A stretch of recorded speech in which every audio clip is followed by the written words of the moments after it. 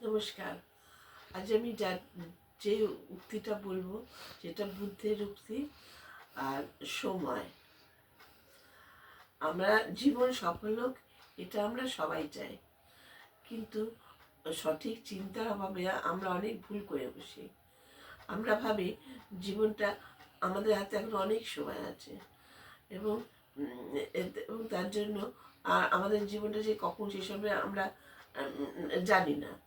এই চিন্তাটা যদি আমার মাথায় থাকে, তাহলে আমরা আমাদের নিজের কাজগুলো শীঘ্র করতে পারবো।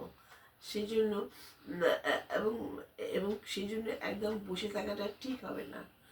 আর আমাদের জীবনে অনেক কাজ থাকে, কোনো কোনো কাজের সমাধান শীঘ্র হয় না।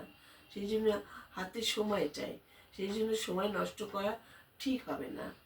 আর সব কাজ যদি আমরা সব কাজ করে ফেলতে পারলে আমরা আমাদের নিজেদের খুব হালকা অনুভব করতে পারবো।